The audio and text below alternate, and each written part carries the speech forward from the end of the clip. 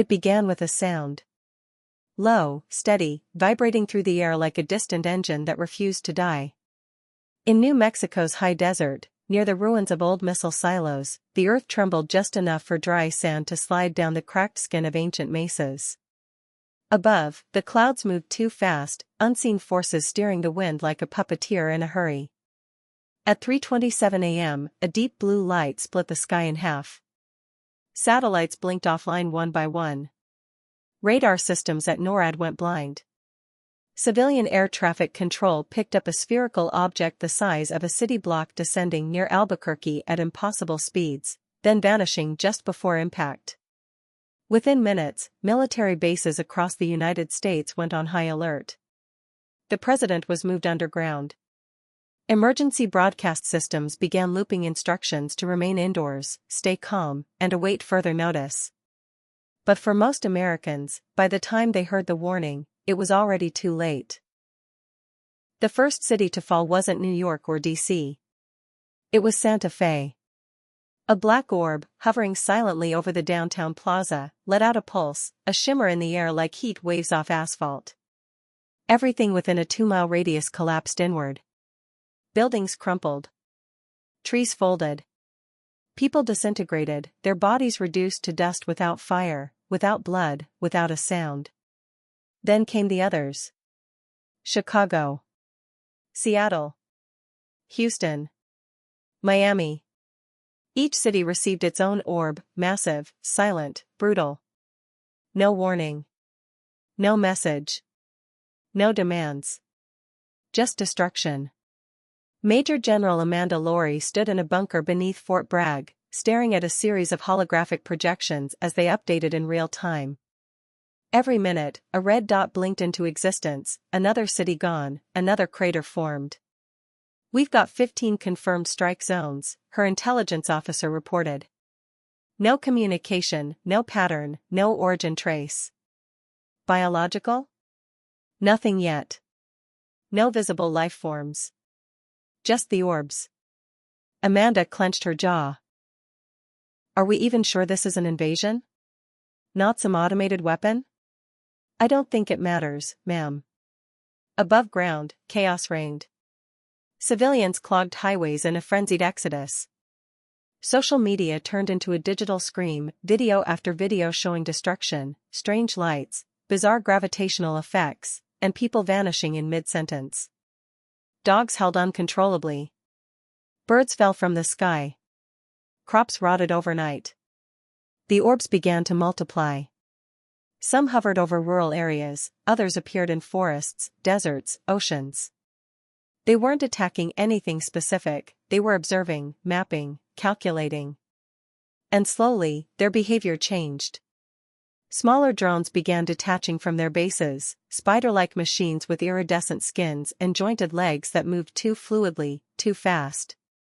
They spread out in every direction, scanning, probing, injecting. By day 3, power grids were failing everywhere. EMPs from the orbs had knocked out most military satellites and half of all electronics. Hospitals were overwhelmed.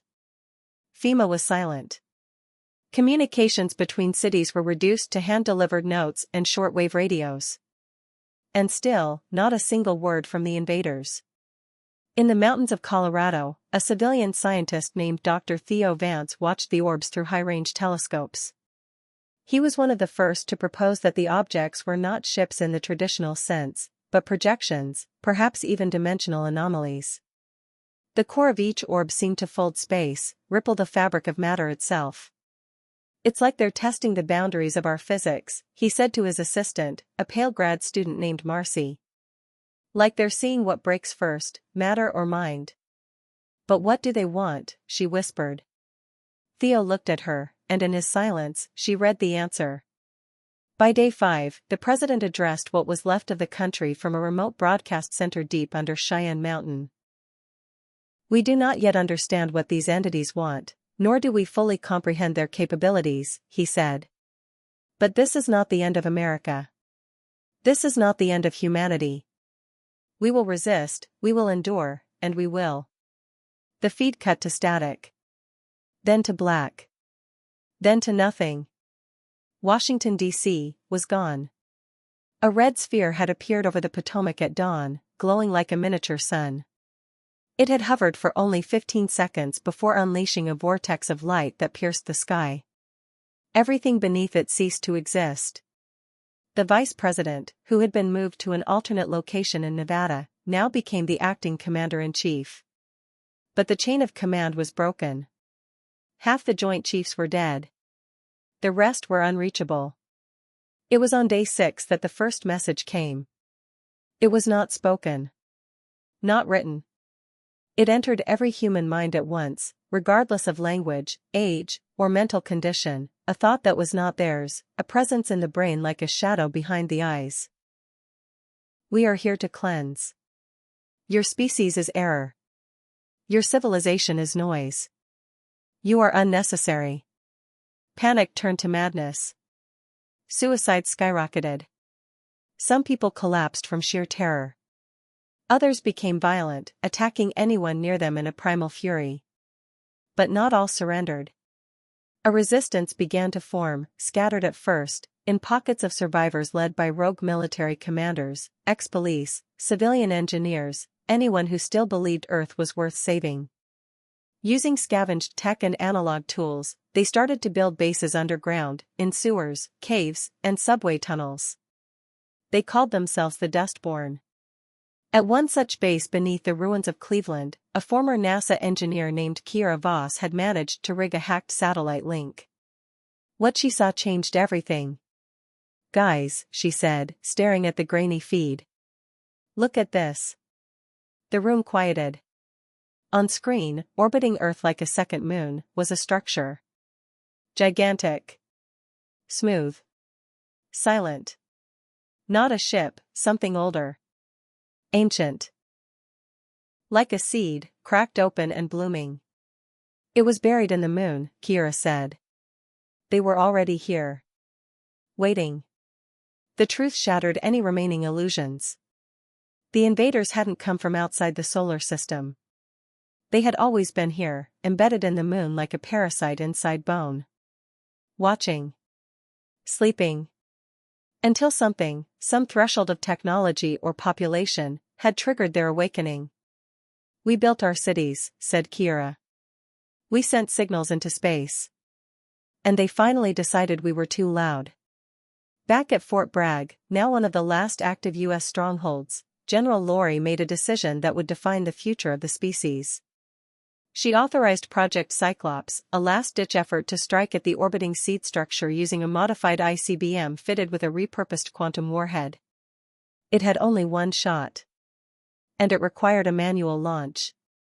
Lieutenant Jorge Ramirez volunteered.